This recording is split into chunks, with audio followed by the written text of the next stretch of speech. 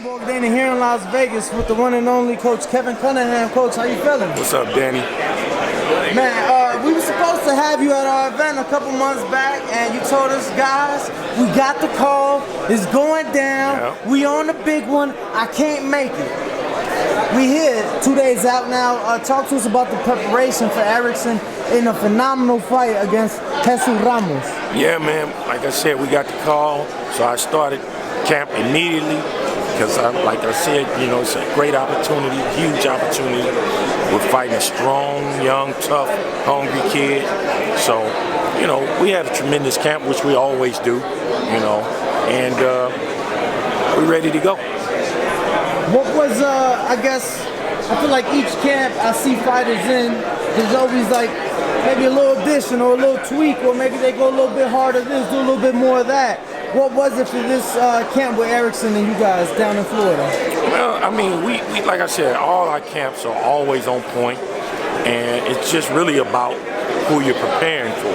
So, you know, preparing for Jesus, who's a southpaw, you know, we had to get southpaw sparring and come up with a strategy and game plan to exploit what weaknesses we see and deal with everything coming from the southpaw side.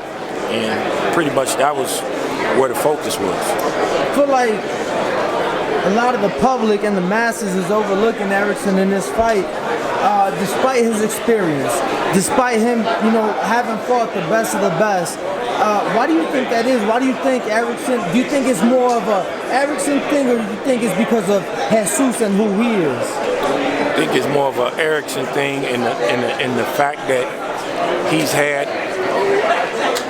two big opportunities and he came up short in those two big opportunities. I think that's what it is. And I guess that's fair, you know what I mean?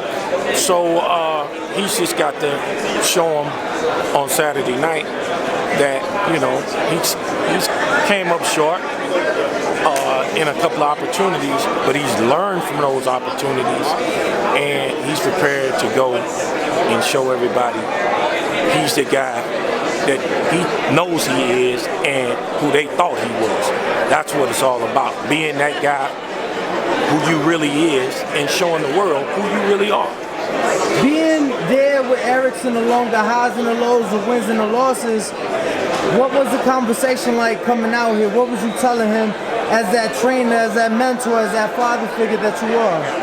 Well, I just, you know, basically, you know, once you've had a setback, it's all about rectifying the setback and moving forward and leaving that in the background and moving forward.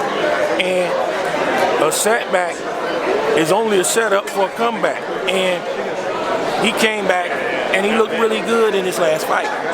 And people they like glossed over that performance with Cuba Arias. Right. Now, Cuba Arias is not some pound for pound great fighter, but he's a solid contender. Absolutely. And he's been in with some top guys. But the difference between them and Erickson Lubin is Erickson Lubin was the first guy to stop Cuba Arias. So, you know, that's something to be said in that performance.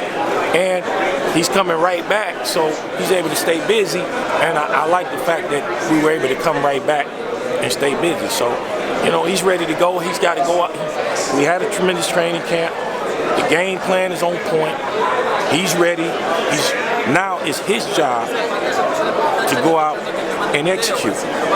Now, I know you guys are not overlooking Tzsyu-Ramos on Saturday night, but gotta ask you, a big enticing matchup happening October 15th in Australia. Tzsyu and Lubin-Mendoza, who beat Sebastian Fundora. How do you see that fight playing out?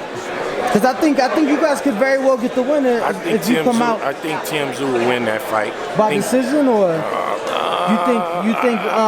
I mean, I'm not gonna say by decision or by knockout. He's gonna win the fight, I believe. Okay.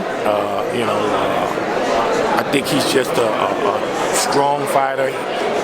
His skill set is getting better every time out, and I think he's a strong, up-and-coming force to be reckoned with in the division.